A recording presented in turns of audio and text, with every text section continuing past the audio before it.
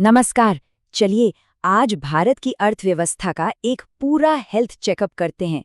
जैसे डॉक्टर हमारी नब्ज, ब्लड प्रेशर और तापमान से हमारी सेहत का हाल बताते हैं ना, बिल्कुल वैसे ही हम कुछ खास आंकड़ों से देश की आर्थिक सेहत को समझेंगे। अब ये शब्द सुनने में थोड़े भारी लग सकते हैं, पर यकीन मानिए हम इसे मिलकर बेहद आसान बना देंगे। तो सबसे बड़ा सवाल यही है, भारत की अर्थव्यवस्था असल में कितनी स्वस्थ है? क्या ये तेजी से दौड़ रही है या इसे कुछ आराम की जरूरत है? आइए इसी सवाल का जवाब ढूंढने के लिए साथ मिलकर इस विश्लेषण में उतरते हैं। तो हमारे इस डायग्नोस्टिक सफर में हम क्या-क्या देखेंगे? सबसे पहले देश के वाइटल साइंस यानी महत्वपूर्ण आंकड़ों को मापेंगे। फिर सरकार के वित्तीय स्वास्थ्य को परखेंगे। उसके बाद विकास के इंजनों को समझेंगे और आखिर में पैसों से आगे बढ़कर मानवीय पहलू पर भी नजर डालेंगे। तो चलिए चेकअप के पहले हिस्से पर चलते हैं। हम शुरुआत कर रहे हैं सबसे बुनियादी लेकिन सबसे जरूरी आर्थिक संकेतों से, ठीक वैसे ही जैसे डॉक्टर सबसे पहले आपकी नब्ज और टेम्परेचर चेक करते हैं। तो सबसे पहला और सबसे आम वाइटल साइन है जीडीपी यानी ग्रॉस डोमेस्टिक प्रोडक्ट। अब आसान भाषा में कहें तो ये एक साल के अंदर भारत की सीमाओं के भीतर बनी हर चीज और दी गई हर सर्विस की कुल कीमत है। इसमें इस बात से कोई फर्क नहीं पड़ता कि उसे किसी भारतीय कंपनी ने बनाया है या विदेशी कंपनी ने। अगर वो भारत में बना है तो वो जीडीपी में गिना जाएगा। अब आता है जीएनपी यानी ग्रॉस नेशनल प्रोडक्ट। ये जीडीपी से थोड़ा अलग है। देखिए, जीएनपी इस बात पर ध्यान देता है कि उत्पादन किसने किया, न कि कहाँ किया। मतलब इसमें दुनिया भर में काम कर रहे भारतीयों की कमाई तो शामिल होती है, लेकिन भारत में काम कर रहे विदेशियों की कमाई शामिल नहीं होती। तो फर्क साफ है ना?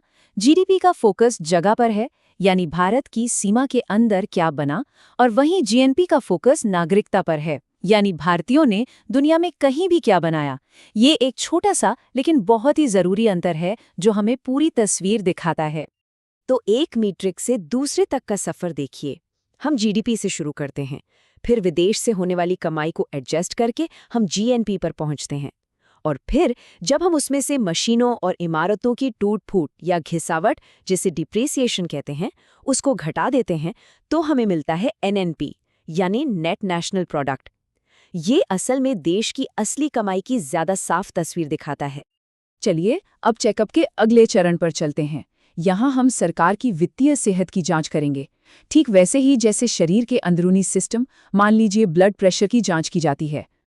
फिस्कल डेफिसिट या राजकोषीय घाटा, इसे सरकार के महीने के बजट की तरह समझिए। जब खर्चा आमदनी से ज्यादा हो जाता है तो उस कमी को पूरा करने के लिए उधार लेना पड़ता है ना? बस सरकार के मामले में यही उधार फिस्कल डेफिसिट कहलाता है। ये बताता है कि सरकार अपने खर्चों को लेकर कितनी अनुशासित है। तो एक स्वस्थ अर्थव्यवस्था के लिए ये घाटा कितना होना चाहिए? एक्सपर्ट्स और सरकार का एफआरबीएम एक्ट कहता है कि जीडीपी का 3 से 4% तक एक सेफ जोन है। इससे ज्यादा घाटा मतलब खतरे की घंटी, और इससे कम मतलब वित्तीय अनुशासन बहुत अच्छा है। ये वो लक्ष्मण रेखा है जो बताती है कि सरकार की आर्थिक सेहत नियंत्रण में है। अगला इंडिकेटर है कैड यानी करंट अकाउंट डेफिसिट। ये दिखाता है कि भारत बाकी दुनिया के साथ कैसे लेन देन करता है। जब हम दूसरे देशों से सामान और सेवाएं खरीदते ज्यादा हैं यानी आयात, और बेचते कम हैं यानी निर्यात, तो कैड होता है।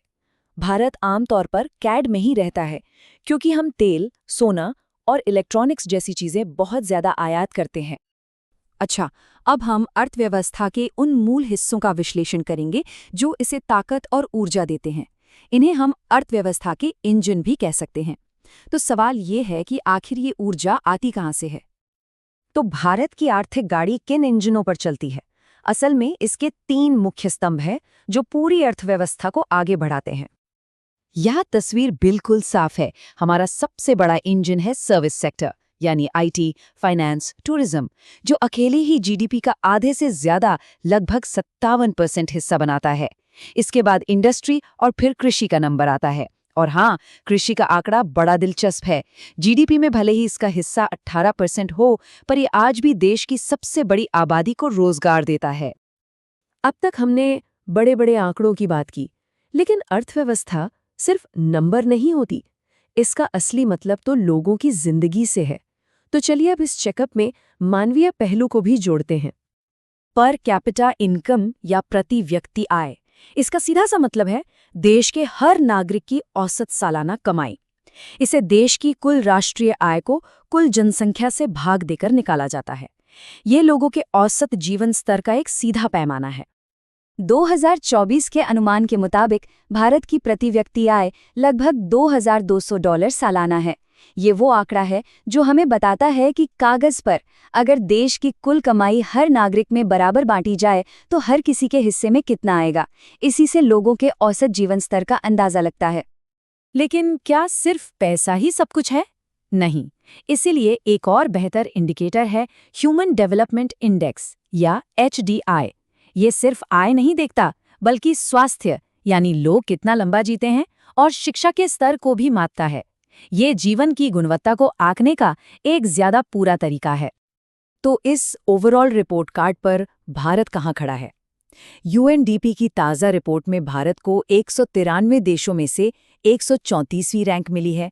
ये रैंक हमें साफ साफ याद दिलाती है कि भले ही हमारी अर्थव्यवस्था बढ़ रही हो, लेकिन अपने नागरिकों के लिए बेहतर स्वास्थ्य और शिक्षा सुनिश्चित करने का सफर अभी लंबा है। भारत की अर्थव्यवस्था के पास एक अनोखी ताकत है जो दुनिया के बहुत कम देशों के पास है, और वो है हमारी युवा आबादी, जिसे डेमोग्राफिक डिविडेंड भी कहते हैं। जरा सोचिए, भारत की औसत उम्र सिर्फ 28 साल है।